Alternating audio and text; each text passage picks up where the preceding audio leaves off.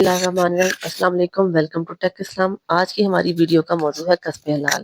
آج کی ہم ویڈیو میں دیکھیں گے کہ کسب حلال کے معنی کیا ہے، کسب حلال قرآن کی روشنی سے کیا ہے، حدیث کی روشنی میں کیا ہے، حلال اور طیب میں فرق کیا ہے، آمدنی کے کون سے ذرائع جائز اور ناجائز ہیں، اور ہمارے انبیاء کرام اور صحابہ کرام کی آمدنی کے کیا طریقے رہے تھے۔ تو سب سے پہلے ہم دیکھتے ہیں کسب حلال کے معنی کیا ہے۔ کسب کا مطلب ہوتا ہے کمانا، حلال کا مطلب حلال طریقے سے، یعنی کہ حلال طریقے سے روزی کمانا۔ قرآن پاک میں سورۃ بقرہ میں اللہ تعالیٰ فرماتے ہیں، اے انسانو، زمین میں سے حلال و طیب کھاؤ۔ پھر المائدہ میں ہے، جو رزق اللہ نے دیا اس میں سے حلال و طیب کھاؤ۔ سورۃ طٰہٰ میں ہے، کھاؤ ان پاکیزہ چیزوں سے جو ہم نے تمہیں دی اور زمین میں فساد نہ کرو۔ آپ نے دیکھا ہوگا کہ ان تینوں آیات میں حلال کے ساتھ ایک طیب کا لفظ بھی آیا ہے۔ ہم نے یہ دیکھنا ہے کہ حلال اور طیب میں فرق ہے۔ حلال کا مطلب ہے وہ چیز جو شریعت کے مطابق جائز ہو، یعنی اللہ تعالیٰ نے جسے کھانا پینا یا استعمال کرنا جائز قرار دیا، اور کوئی چیز شرعی اصولوں کے مطابق ہو، جیسے کہ ذبح کا طریقہ درست ہو تو وہ حلال کہلاتی ہے۔ طیب کا مطلب ہے پاکیزہ، صاف ستھری اور صحت بخش چیز، یعنی صرف شریعت کے مطابق جائز ہی نہیں بلکہ طبیعت کے لحاظ سے پسندیدہ، پاک اور فائدہ مند۔ ہر طیب چیز حلال ہو سکتی ہے لیکن ہر حلال چیز طیب نہیں ہوتی۔ مثلا اگر کوئی کھانا، کوئی بھی آپ لیں، بکری کا گوشت ہے یا گھر میں کوئی بھی کھانا ہے، اگر وہ شریعت کے لحاظ سے حلال ہے لیکن اگر وہ گندا، بدبودار یا خراب ہے تو وہ طیب نہیں ہوگا۔ قرآن میں اللہ تعالیٰ نے فرمایا ہے، یعنی ہم نے جو چیزیں تمہیں دی ہیں ان میں سے طیب، جو پاکیزہ چیزیں دی ہیں وہ کھاؤ۔ اس سے پتہ چلتا ہے کہ صرف حلال ہی نہیں، طیب ہونا بھی اہم ہے۔ پھر ہم یہ دیکھتے ہیں کہ ہمارا جو دین ہے نا، دین فطرت ہے، اس کو انسان کی خواہشات کا، انسان کے احساسات کا، اس کے اچھی بری پسند ناپسند کا پتہ تھا کہ انسان کی طبیعت کس چیز کو پسند کرتی ہے۔ ظاہر بات ہے انسان جس چیز کو صاف ستھری ہوگی اسی کو پسند کرتی ہے، اس لیے اسلام نے پاک طیب کا لفظ بولا اور ساتھ حلال کا۔ ہمیں شاید بہت ساری چیزیں ہوتی ہیں جو ہمیں اللہ تعالیٰ کے دین میں، کوئی چیز بھی ہمارے دین میں ایک حکمت سے خالی نہیں ہے۔ اسلام نے اگر کسی چیز سے منع کیا یا کسی چیز کو حرام قرار دیا ہے تو اس میں بہت ساری حکمتیں ہیں۔ جیسے ایک سور کا گوشت کا دیکھ لیں، سور کا گوشت کھانا حرام ہے۔ آپ کو پتہ ہے سور بہت غلیظ اور گندا جانور ہے جسے کھانے سے بہت ساری بیماریاں پھیلتی ہیں، اور اس میں انسان کھانے سے بے شرمی، بے حیائی اور اس طرح پھر یہ جو سور جو جانور ہے نا، یہ گند کھاتا ہے، یعنی کہ اپنا ہی گند کھا جاتا ہے، اور دوسرے اس لیے اس جانور کے کھانے سے بہت ساری بیماریاں پھیلتی ہیں۔ ہم نے دیکھا ہوگا کہ باہر کے ملکوں میں یا جو غیر مسلم لوگ ہیں وہ یہ کھاتے ہیں تو ان میں بے حیائی اور بے شرمی مسلمانوں کی نسبت زیادہ ہے۔ یہ اسی وجہ سے کہ وہ غلط چیزیں کھاتے ہیں جس کا اسلام نے منع کیا ہے۔ پھر اسلام نے اور بہت ساری چیزیں ہیں جن کے بارے میں کہا ہے کہ شراب کے بارے میں کہ نہیں کھانا۔ شراب کے آپ کو پتہ ہے صحت پر کتنے نقصانات ہیں، تو ہمارے دین نے جس چیز میں بھی کسی چیز کو منع کیا ہے تو اس میں حکمت ہے کوئی نہ کوئی، اس لیے کوشش کیا کریں، بلکہ کوشش کیا فرض ہے ہم پر کہ جو چیز اسلام نے حلال کیا صرف وہی کھائیں، جس چیز سے منع کر دیا اس کو نہ کھائیں۔ اللہ تعالیٰ نے انسانوں کے لیے بہت ساری چیزیں بنائی، یہ ہمارے کھانے کے لیے سبزیاں، پھل، گوشت، ہر چیز ہے۔ اگر کوئی چیز سے منع کیا تو اس میں کوئی نہ کوئی حکمت ہے۔ اب کسب حلال ہم حدیث کی روشنی میں دیکھتے ہیں۔ حضرت سعد بن ابی وقاص سے روایت ہے کہ رسول صلی اللہ علیہ وسلم نے فرمایا، اے سعد، اپنی دعا قبول ہونے کا خواہش مند ہے تو اپنی خوراک پاک کر لے، یعنی کہ اگر کوئی بندہ چاہتا ہے کہ اس کی دعا پاک قبول ہو جائے تو اپنی خوراک کو پاک کر لے، یعنی کہ اپنا رزق حلال کر لے۔ ایک اور حدیث میں نبی صلی اللہ علیہ وسلم نے سفر دراز کرنے والے شخص کا ذکر فرمایا جو پراگندہ حالت میں گرد آلود بالوں کے ساتھ ہاتھ آسمان کی طرف اٹھا کر کہتا ہے، یا رب یا رب، حالانکہ اس کا کھانا حرام، پینا حرام، لباس حرام اور پرورش حرام ہے، پھر اس کی دعا کیسے قبول ہوتی؟ کہتے ہیں انسان کے اگر کسی کپڑے میں تھوڑا سا بھی اگر اس میں ہونا حرام کی مقدار تو اس کے اوپر وہ جنت میں نہیں جا سکتا۔ اس لیے کوشش کریں کہ، اور میں نے دیکھا ہے حرام کا سب سے بڑا نقصان یہ ہوتا ہے کہ آپ کی اولاد نافرمان ہوتی ہے۔ میں نے بہت سارے لوگوں کو دیکھا ہے جن کی اولاد نافرمان ہے، کیوں؟ جو رزقار ہوتے ہیں۔ آخرت میں تو جو اس کی سزا ملنی ہی ملنی ہے، دنیا میں سب سے بڑی سزا ملتی ہے کہ جس اولاد کے لیے ہم حرام کماتے ہیں وہی اولاد آپ کی نافرمان نکلتی ہے۔ اس لیے کوشش کریں کہ حرام سے بچیں۔ ایک حدیث میں رسول صلی اللہ علیہ وسلم نے فرمایا، جو شخص حلال کمائی کی تلاش میں مشغول ہو تاکہ اپنے بچوں پر خرچ کرے، والدین کی خدمت کرے یا خود کو سوال سے بچائے، تو اللہ کے راستے میں جہاد کرنے والے کی طرح ہے۔ کہا ہے القاسب حبیب اللہ، محنت مزدوری کرنے والا اللہ کا دوست ہے۔ ہم پتہ نہیں کیوں اپنے ہاتھ سے کمانے میں شرم محسوس کرتے ہیں۔ ہم نے اس چیزوں کے نام رکھ لیے ہیں کہ وہ فلاں کمی ہے، فلاں ایسے ہے، اور کسی نے کیا نام ہے بڑھائی کا کام کر لیا تو اس کو یہ کہہ دیں لکڑی کا کام کر دیا، اگر کسی نے برتنوں والا اس کو کمار کرنا، کسی نے جوتے کا کام اس کو موچی، ہم نے اس کو ذاتوں میں تبدیل کر دیا، اس کو باعث شرم کا۔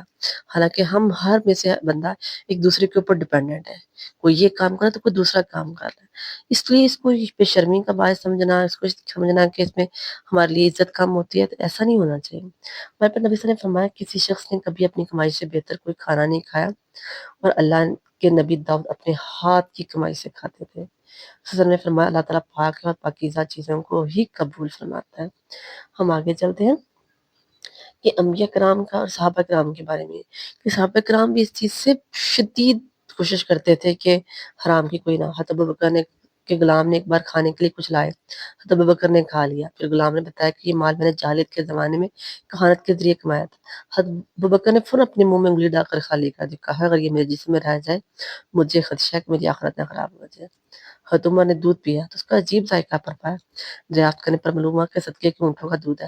حضرت نے تبسم ہو کر ہاتھ اٹھا کر سادہ دودھ اگل دیا ہے۔ ان کے صحابہ کرام اس حد تک اس چیز کا دھیان کرتے تھے۔ ہمارے پیارے نبی صلی اللہ علیہ وسلم اپنے بچپن میں گلہ بانی کرتے تھے، بکریاں چراتے تھے۔ نبی کریم صلی اللہ علیہ وسلم کا پیشہ بکریاں چرانا تھا، اور وہ سب انبیاء کرام کا پیشہ بکریاں چرانا رہا ہے۔ تو بچپن میں بکریاں چراتے تھے، اور جب جوانی میں ہوتے آپ نے تجارت کا کام شروع کیا۔ موسیٰ علیہ السلام نے بکریاں چرائی، حضرت شعیب علیہ السلام کپڑا بن کر تجارت کرتے تھے، حضرت داؤد علیہ السلام زرہ بناتے تھے۔ اللہ تعالیٰ نے ان کے ہاتھ میں اتنی نرمی دی تھی کہ وہ لوہے کو جس طرح چاہتے تھے بروڑ لیتے تھے اور زرہ بناتے تھے، اور اس سے وہ ارن کرتے تھے۔ حضرت آدم علیہ السلام کھیتی باڑی کرتے تھے، کپڑا بنتے تھے، اور ہوا نے سوت بھی کہا تھا۔ حضرت ادریس علیہ السلام درزی کا کام کرتے تھے، حضرت ادریس کتابت کے ماہر تھے۔ نوح علیہ السلام نے کشتی بنائے، حضرت ہود کپڑا فروخت کرتے تھے، حضرت علیہ السلام بڑے کا کام کرتے تھے۔ اگر ہم صحابہ کے دیکھیں تو ابوبکر تاجر تھے، عثمان بھی تاجر تھے، انصار صحابہ تجارت پیشہ تھے، عبداللہ بن عمرو بن مسعود چرواہا تھے، حضرت عمر بھی کھجور بیچا کرتے تھے۔ یعنی کہ اگر ہم اپنی ہسٹری دیکھیں تو ہمارے انبیاء کرام، صحابہ کرام، ہمارے نبی صلی اللہ علیہ وسلم خود جو تھے، اب ہم نے دیکھنا ہے آمدنی کے کون سے ذرائع ناجائز ہیں جسے اسلام نے منع کیا ہے۔ سود، یعنی کہ کوئی بھی سود کا کاروبار کرنا، اللہ تعالیٰ نے سود کی وجہ سے 10 لوگوں پر لعنت فرمائی۔ سود لینے والے پر، دینے والے پر، لکھنے والے پر، لکھوانے والے پر، گواہی دینے والے پر، لجان، یعنی کہ 10 لوگوں پر اللہ تعالیٰ نے سود کی وجہ سے۔ اس لیے کوئی بھی چیز ایسی ہے جس طرح ہمارے آج کل کے معاشرے میں کہتے ہیں کہ سود ہے، بینک میں ہے، انشورنس ہو رہی ہے، یہ ہے، فلاں ہے، یہ ساری چیزیں سود کی بات ہے۔ پروفٹ کے اکاؤنٹس جو ہے سب سود میں ہے، جس پہ تھوڑی سی مقدار میں بھی سود ہو اللہ تعالیٰ نے اس کو حرام کر، اس لیے کوشش کریں ہمیشہ سود والے کاروبار سے بچیں، جس چیز میں بھی تھوڑا سا ہو۔ بینک کا کام ہے، بینک کی جاب ایسی ہوتی ہے جس میں رشوت کا ہوتا ہے، لوگ سود کا کام کرتے ہیں، لکھت کرتے ہیں، لکھائی کرتے ہیں۔ اس لیے اگر آپ کے پاس کوئی اور آپشن ہے تو بینک کی جاب سے سوائد کریں۔ اللہ کی ذات رزق دینے والی، اللہ کی ذات نے آپ کو رزق دے دینا۔ کہتے ہیں رزق دو طرح کے ہوتے ہیں، ایک وہ رزق جو اس کے پیچھے آپ بھاگتے ہیں، دوسرا وہ جو آپ کے پیچھے، اور ملتا وہ ہے جو آپ کے پیچھے بھاگ۔ اس لیے جو انسان کو رزق مل جانا ہے، جب انسان پیدا ہوتا ہے تو اس کا رزق لکھ دیا جاتا ہے، وہ کسی نہ کسی طرح سے انسان کو مل ہی جانا، تو پھر کیوں انسان حرام طریقے سے کمائے، اپنی بنیادوں میں، اپنی جڑوں میں، چیزوں میں حرام کی پرورش رکھے۔ کوشش کریں کہ حرام طریقے سے کمانے سے۔ میں یہاں پہ علامہ اقبال کا واقعہ بتاتی ہوں۔ علامہ اقبال جب پیدا ہوئے تو ان کے جو والد تھے نا وہ بینک میں کام کرتے تھے، تو ان کی والدہ نے کہا کہ میں اپنے بیٹے کو یہ حرام کا پیسہ نہیں کھلاؤں گی۔ ان کے والدہ نے کہا میں خود سے کماؤں گا۔ ان کی والدہ نے ان سے پیسہ لینے سے انکار کر دیا، تو ان کے والد نے تنگ آ کر خود ہی جاب چھوڑ دی۔ یعنی کہ بینک کی جاب کو بہت سارے لوگ حلال سمجھتے ہیں، ہوگا ان کی نظر میں، لیکن میرے خیال میں یہی کہتی ہوں کہ جس چیز میں تھوڑا سا بھی شبہ سود کا یا چیز کا، تو اس چیز سے بچ جائیں۔ جب ہمارے اسلام نے منع کر دیا کہ سود والے 10 لوگوں پر تو پھر یہ جتنے بھی اسلامک بینک ہے سب میں ہر جگہ پہ سود ہے، کسی میں انشورنس کے روپ میں، کسی میں کیا۔ ہم کیوں ایسی کرتے ہیں 10 سال کی انشورنس کے والے تک؟ اللہ کی ذات پر بھروسہ کرنا سیکھیں، اللہ کی ذات دینے والی ہے۔ یہ سارا کچھ یہیں رہ جانا ہے، جس کے لیے ہم سارا کچھ کماتے کرتے پھر رہے ہیں، یہ سب کچھ رہ جانا ہے۔ اس لیے کوشش کریں حرام مال سے بچیں۔ رشوت، لوگ رشوت دے کر اپنے کام کرواتے ہیں۔ میں پہلے بتا رہی ہوں آپ کا کام ہو جانا ہے، اب جاب کے لیے رشوت دیتے ہیں، جاب تو مل ہی جانی ہے اگر آپ کی قسمت، اگر نہیں ہے تو پھر نہیں ملنی، تو آپ نے تو اپنے حصے میں گناہ لے لیا، اپنے رزق کی بنیاد ہی حرام پر رکھ لی۔ اس لیے رشوت سے بھی بچیں، بے حیائی کے کاموں سے۔ آج کل ہمارے معاشرے میں کیا ہے، ٹک ٹاک پہ، یوٹیوب پہ ویڈیو، فلمیں، ہر لڑکیاں گھروں میں ناچ رہی ہیں، فلموں ڈراموں میں کیا کچھ ہے۔ کیا یہ ہمارا مذہب ہے؟ کیا ہمارا دین اس لیے آیا تھا کہ ہم یہ کریں کہ بس ہوسٹس بن کے کبھی بسوں میں، کبھی ہوائی جہازوں میں لوگوں کے آگے پیش ہو رہی ہوتی ہیں، پتہ نہیں کیا کیا کچھ کرتی ہیں۔ ہمارا دین اس لیے نہیں آیا گیا تھا، ہمارے دین نے عورت کو عزت دی تھی۔ کبھی بھی ایسی کمائی کرنا سوچیں جس کی وجہ سے آپ کے اسلامی حدود کے اوپر کوئی حرف آئے۔ اس لیے ایسی کوئی بے حیائی کی کمائی جس کی وجہ سے معاشرے میں بے حیائی پھیلے نہ کریں۔ چوری اور ڈاکہ کی کمائی کبھی نہ کریں۔ ایسی کمائی جس سے چوری ہو، ڈاکہ ہو، لوگوں کے حق پانی کریں، کیونکہ اسلام میں شدت سے منع کیا گیا، سختی سے، کہ چوری کرنے والے کے ہاتھ کاٹ دیے جائیں۔ کبھی نہ کریں کسی کی چوری۔ جھوٹ اور دھوکے کی کمائی، لوگوں کو دکھانا کچھ اور بیچنا کچھ۔ ہمارے معاشرے میں ایک دفعہ نبی صلی اللہ علیہ وسلم کا دور کا واقعہ ہے کہ آپ صلی اللہ علیہ وسلم نے فرمایا کہ یہ کھجوریں بیچ رہے کہ یہ والی کھجوریں سستی ہیں، یہ جو گیلی کھجوریں اور یہ خشک کھجوریں جو سستی ہیں۔ تو سب لوگوں نے کہا کہ آپ ایسے کیوں کر رہے ہیں؟ آپ سب نے فرمایا کہ یہ کھجوریں اس لیے ہیں کہ گیلی ہیں کہ اس کے اندر پانی ہے تازہ خراب ہونے، لیکن یہ خشک ہے۔ تو انہوں نے کہا پہلی دفعہ کوئی تاجر دیکھا جو اس طرح کا سودا کرتا ہے لوگوں کو بتا کے؟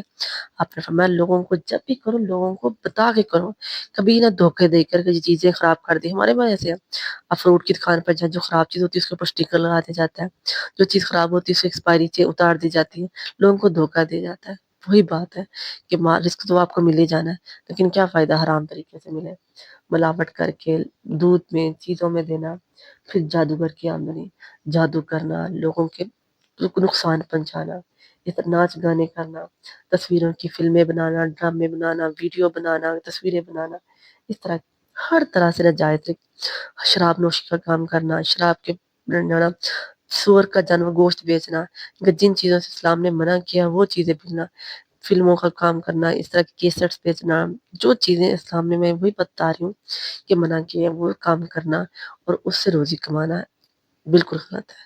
اپنے آپ کو حلال رزق کی طرف لائیں اور ان سب چیزوں سے بچیں۔ میں وہی کہہ رہی ہوں، بار بار کہتی ہوں کہ رزق دینے والے اللہ کی ذات ہے، وہ آپ کو دے ہی دے گی۔ میں امید کرتی ہوں یہ ویڈیو آپ کے لیے فائدہ مند ہوگی۔ اللہ تعالیٰ میں ہر راز کھانے کی توفیق دے۔ دعاؤں میں یاد رکھیے گا۔ وما علینا البلاغ المبین۔ جزاک اللہ۔